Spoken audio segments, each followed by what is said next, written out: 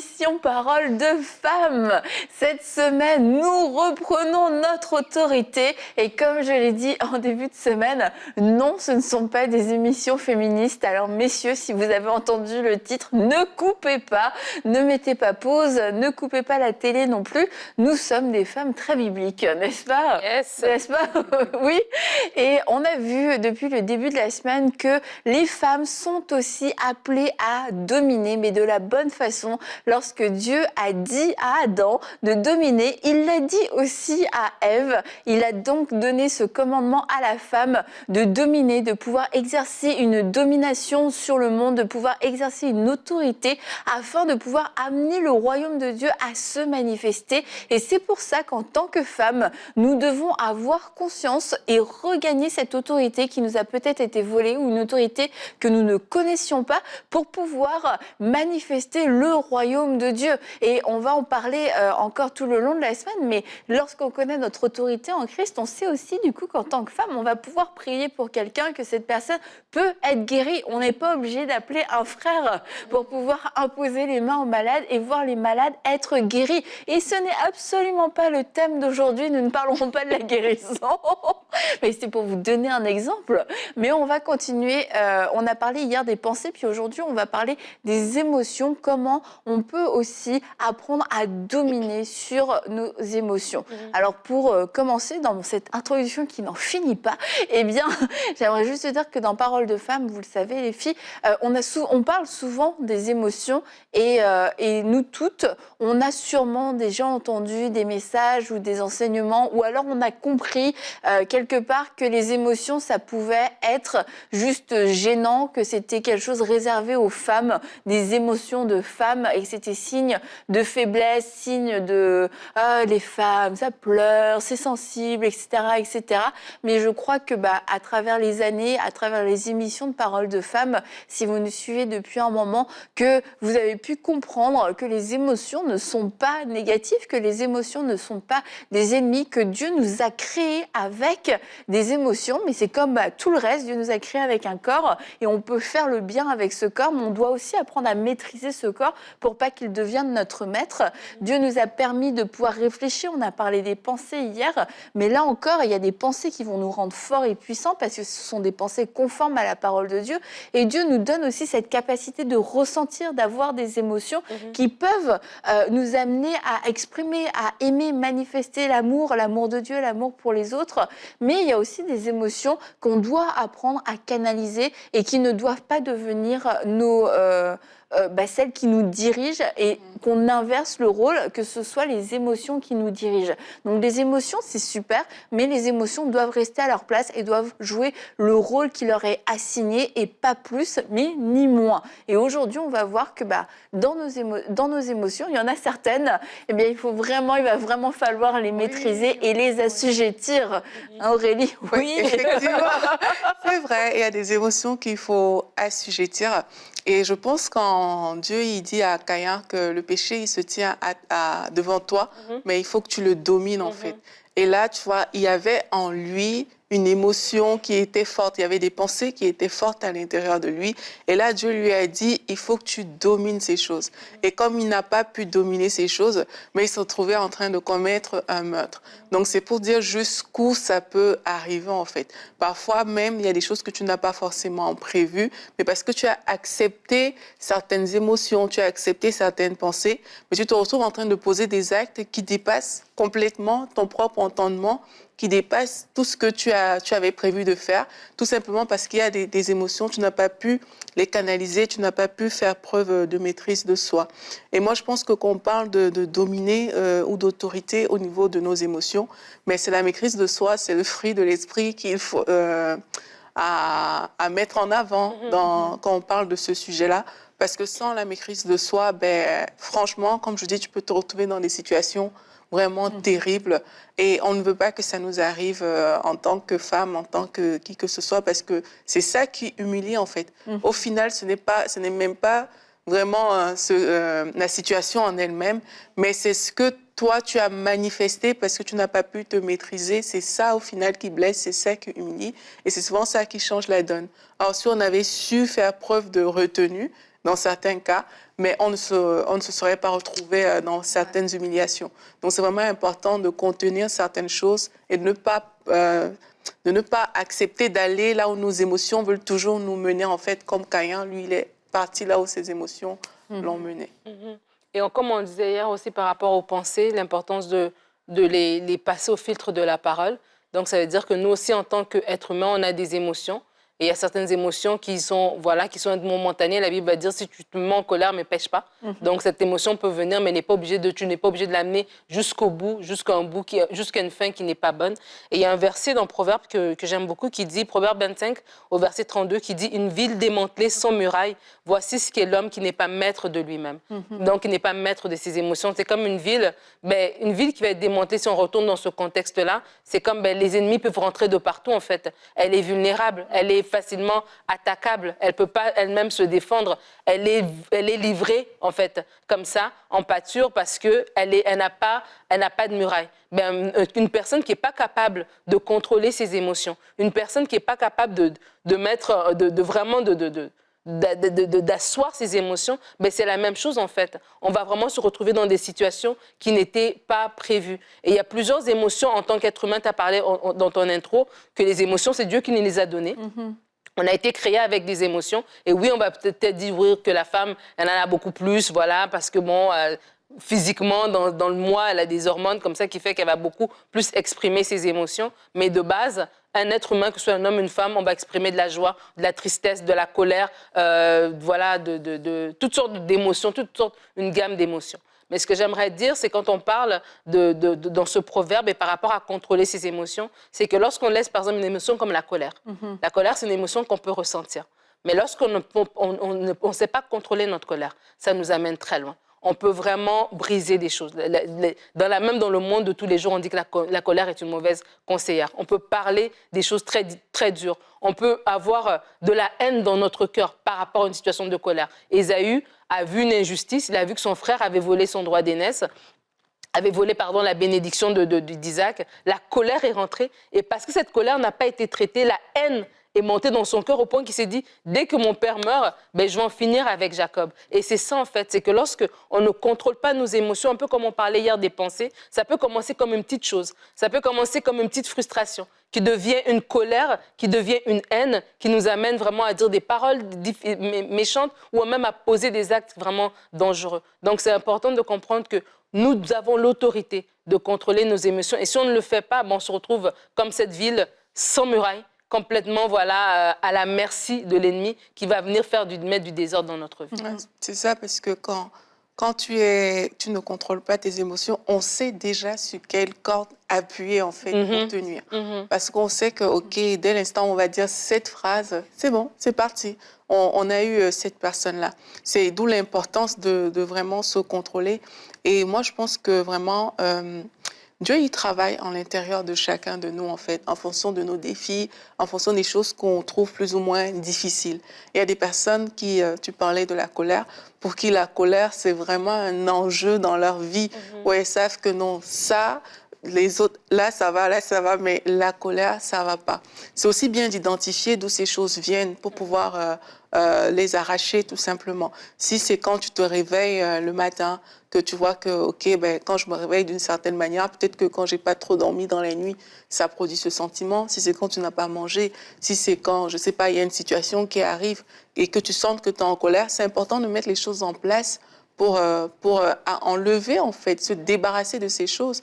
Parfois, on pense que on n'a rien à faire, qu'on est comme ça et que voilà. Mais non, on n'est pas comme ça. C'est vraiment à nous de dire, ok, voici au niveau de mes émotions, voici quelque chose qui me dérange vraiment. Et identifier, parfois c'est des choses simples. Hein. Parfois, tu vas voir que peut-être que pour nous les femmes, quand tu arrives peut-être à une période où ton cycle va commencer, tu te mets en colère. Mais maintenant que tu as identifié ça, mais tu vas pouvoir maintenant trouver une solution adaptée et appropriée par rapport à cette chose. Que si tu n'as même pas identifié, ça te surprend toujours, ça te prend de court, mais tu ne sauras pas en fait. Donc chaque fois que nos émotions se manifestent, quelle que soit l'émotion, c'est bien de prendre le recul devant chaque chose et de se dire, mais oui, j'ai réagi comme ça aujourd'hui, mais ça venait d'où en fait?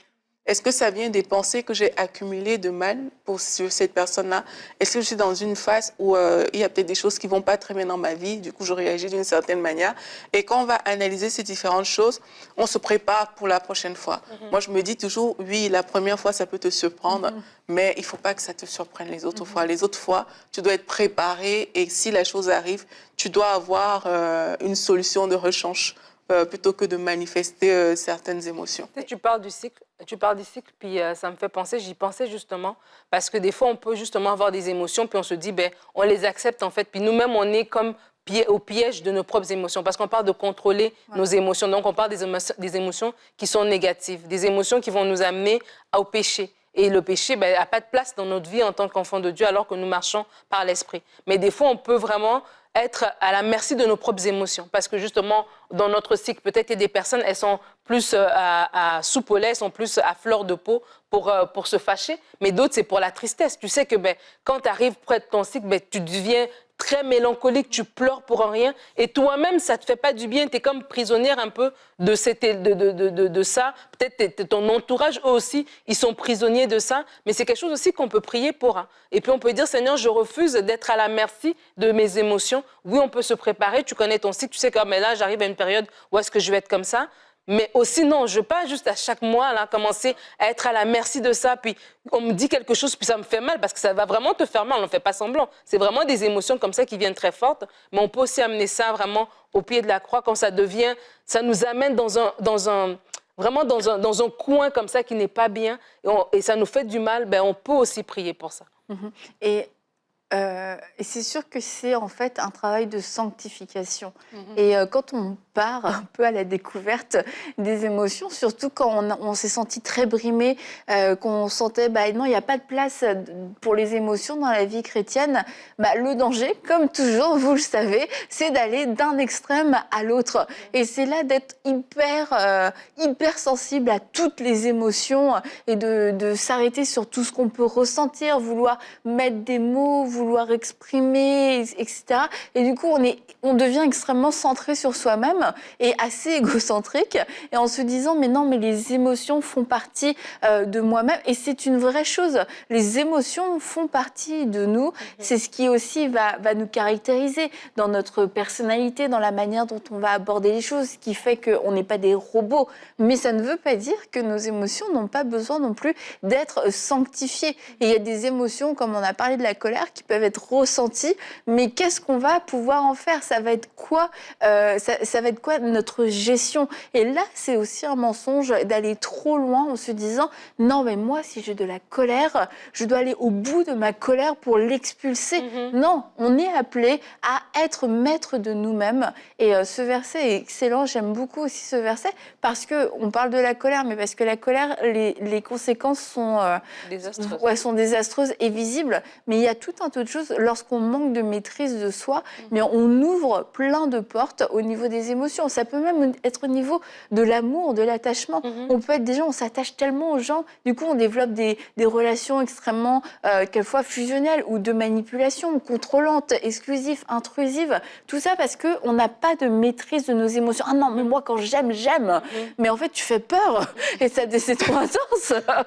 Et tu deviens possessif et tout. Mais là encore une fois, on a besoin de sanctifier nos émotions. Donc quelque part, il y a des gens, ça peut leur faire peur parce que tu as l'impression quand tu ouvres les émotions, c'est un peu une boîte, la boîte de Pandore, ouais. Et c'est de se dire, c'est beau les émotions, mais c'est comme le reste, ça a besoin d'être sanctifié. Il y a besoin que le Saint-Esprit vienne nous diriger parce que sinon on tombe encore dans des extrêmes où on est hyper sensible, on est hyper ceci, hyper cela, et finalement ça devient des excuses pour ne pas marcher, pour ne pas grandir, pour ne pas être mature dans le Seigneur et ne pas apprendre à maîtriser ses émotions. Et maîtriser ses émotions, c'est je les ressens, mais j'apprends à les gérer de la bonne façon. Oui, Annabelle. Oui, Annabelle. La Bible dit aussi qu'un héritier, tant qu'il est enfant, il ne peut pas prendre possession de son héritage. Et un enfant, justement, sa caractéristique, c'est qu'il ne sait pas maîtriser toutes ses émotions. C'est que voilà, l'enfant, lui, il veut tout à l'instant et tout. Or, nous, en tant qu'enfants de Dieu, on a un héritage. Il y a des choses que Dieu nous a réservées. Et manquer, ne pas savoir maîtriser tes émotions, ça peut te faire manquer ces choses-là. Ça peut te faire manquer même le but. Vous connaissez, il y a des histoires comme ça, ou en politique, parce que telle personne n'a pas su se maîtriser, voilà le poste de président auquel peut-être cette personne aspirait, mais c'est parti, c'est perdu. Pourquoi? Parce qu'en un seul instant, dans la vie de cette personne-là, il n'y a pas eu une maîtrise, vous voyez? Donc, parfois, c'est ça aussi avec nous, c'est qu'on ne réalise pas toujours les enjeux et les conséquences que le manque de maîtrise de nos émotions peut entraîner dans notre vie. C'est pour ça que si on sait qu'à l'intérieur de nous, il y a des choses qu'on a qui sont pas encore sanctifiées, mais les amener vraiment devant Dieu et s'arrêter pour travailler sur ces choses. Et quand on travaille sur quelque chose, ça, je veux le dire aussi aux gens, c'est que si vous commencez à travailler sur une émotion en particulier dans votre vie, sachez que les jours qui suivent là, elle va se manifester. Parce qu'il y a un combat au niveau de la chair. Quand on parle de sanctification. Les occasions de promotion seront C'est nombreuses. ça. Il y aura ces occasions-là qui vont venir. Mais c'est bon signe. C'est vraiment bon signe. C'est pas mauvais signe. Parce que là, vous aurez non seulement le baromètre, mais vous saurez aussi que, OK, parce que j'ai amené ça devant Dieu, mais il y a ma chair qui est en train de faire opposition. Et c'est quand vous allez vaincre, vous allez passer ce cap-là, que vous allez voir que vous devenez plus fort, vous vous fortifiez, et avec le temps, ces choses vont partir. Donc c'est pour ça qu'il faut s'arrêter sur ces choses, parce que c'est aussi un enjeu de destinée. C'est pas juste moi je suis comme ci, moi je suis comme ça. Derrière, il y a une question d'héritage. Si on reste enfant, on ne va pas posséder cet héritage. Et quand vous allez amener ça vers Dieu et que vous allez voir qu'elle se manifeste dans les jours qui suivent, mais c'est une occasion pour vous en fait de trouver des solutions, donc d'identifier quand ça se manifeste et de trouver aussi des solutions, d'amener ces choses devant Dieu, comme Nadine a dit, pour pouvoir les briser et de ressortir avec des solutions concrètes.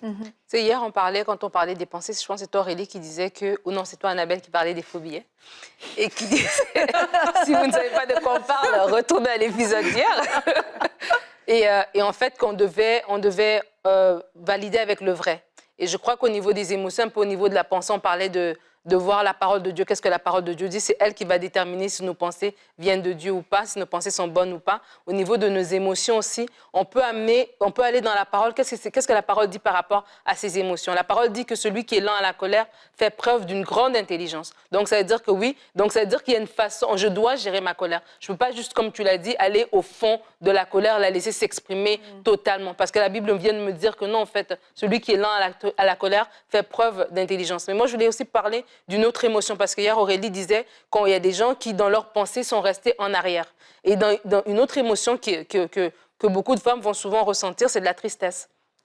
Et la tristesse, encore, c'est une autre émotion qui peut nous maintenir captives. Jacob, lorsqu'il a vu le vêtement de son fils plein de sang, il était envahi d'une tristesse. Il a porté ce deuil jusqu'à la fin de sa vie, jusqu'à ce qu'il revoie même son fils Joseph des années plus tard. Et vraiment, il y a des personnes aussi, la tristesse peut être cette émotion qui vous maintient captive. Mais là, je retourne encore dans la parole. Qu'est-ce que la parole dit par rapport à la tristesse? Si la parole dit que la tristesse qui vient de Dieu me conduit à la repentance, mais celle qui vient de l'ennemi me conduit à la condamnation, je comprends que si je reste dans cette tristesse et que là, je suis abattue et que je ne sors pas de mon lit pendant des semaines, pendant des jours, je ne veux voir personne, cette tristesse, franchement, elle ne me fait pas du bien. Cette tristesse, elle est là pour me garder en arrière. Cette tristesse doit être vaincue. Ce n'est pas une émotion que je dois continuer à porter. Et il y a des émotions comme ça, on peut amener devant Dieu. Et des fois, c'est une émotion qui est née d'une situation réelle, peut-être d'un deuil, d'une séparation, de quelque chose vraiment de douloureux.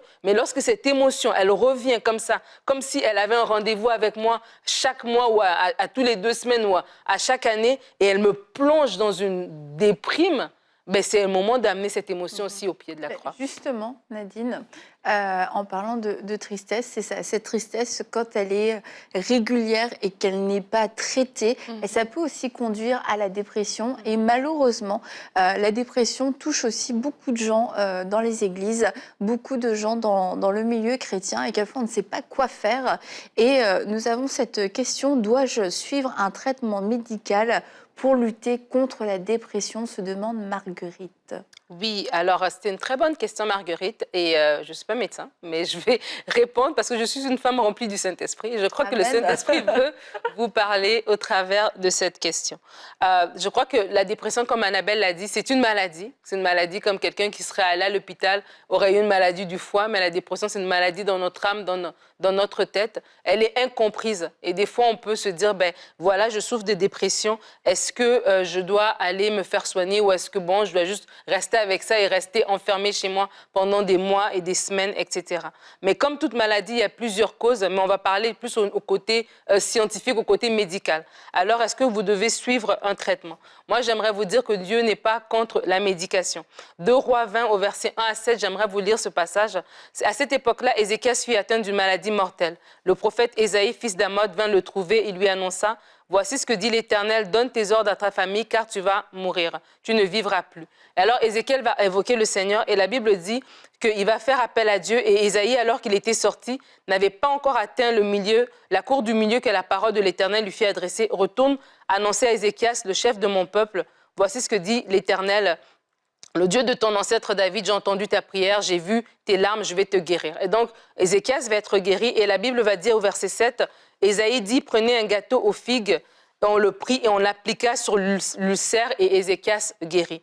Ésaïe connaît Dieu. Ésaïe a cette parole de guérison, ce côté spirituel. Il amène la parole de guérison, mais il amène aussi ce remède. Mais ce n'est pas le remède qui a guéri, c'est la parole qui avait guéri. Donc, quand vous êtes vous dites, OK, est-ce que je peux prendre des médicaments? Dieu n'est pas contre prendre votre médicament. Vous avez peut-être un traitement, mais ce n'est pas ce traitement qui vous guérit. Vous êtes en train de prier, en train de vous dire, OK, Seigneur, peut-être en ce moment, je suis en train de prendre ça, mais je sais que ce traitement va peut-être me soigner, va peut-être m'alléger pour un certain temps, mais c'est toi qui vas me guérir. C'est toi qui vas me délivrer. C'est toi qui vas me sortir de cette prison de la dépression. Et c'est important de vraiment faire la part des choses parce que je connais, moi, personnellement, une dame qui n'avait pas voulu aller voir un médecin par rapport à un problème gynécologique. Elle ne voulait pas se faire voir par un médecin. Et cette maladie a fini par l'emporter. Donc, soyons sages et soyons équilibrés. Comme Annabelle le dit, n'allons pas dans un extrême ou dans l'autre. Mais parce que nous sommes des enfants de Dieu, nous nous accrochons à la parole, nous nous accrochons à la promesse. Nous savons que par les meurtrissures de Christ, nous avons été guéris. Et si vous avez la conviction, pas quelqu'un vous a dit, mais vous-même dans votre cœur que non, vous devez ne pas prendre ce traitement ou arrêter ce traitement, mais vous allez voir votre médecin, moi, je ne veux plus prendre ce traitement. Et il va vous suivre. Il va vous dire, OK, ou on arrête pendant un mois, on va voir ce qui va se passer. Comme ça, vous n'êtes pas à vous-même. Et lui-même, il peut attester que Dieu a travaillé parce que vraiment, vous vous sentez beaucoup mieux. Alors, je veux vraiment vous encourager. Il y a des maladies comme ça, des situations peut-être qui sont incomprises. Mais lorsque vous avez vraiment dans votre cœur ce témoignage, cette conviction que non, ce n'est pas à vous de le faire, vous ne voulez pas prendre cette voie-là, il n'y a pas de mal, mais parlez-en à votre médecin, laissez-vous conduire et surtout vraiment ayez la conviction du Saint-Esprit par rapport à ça. Que ce ne soit pas quelqu'un qui vous appelle, qui vous dit « Oh, maintenant, tu devrais tout jeter pour montrer un acte de foi. » Non. Vous-même, parce que vous avez la conviction, à ce moment-là, vous prenez les bonnes étapes et vous laissez vraiment le Seigneur vous conduire. Tu veux prier, Nadine, pour ceux qui luttent contre la dépression? D'accord. On va prier pour vous. Seigneur, je te remercie pour ces femmes et ces hommes peut-être qui suivent cette émission, qui luttent avec de la dépression, avec une tristesse, avec des sentiments qui leur poussent même à se dire que la vie n'en vaut plus la peine, qui les poussent même à se dire qu'ils doivent mettre fin à leur jour. Je viens avec l'autorité du nom de Jésus, me lever contre ces pensées de suicide, ces pensées de mort, ces pensées de découragement profond, ces pensées de dépression. Vous êtes délogés maintenant dans le nom puissant de Jésus.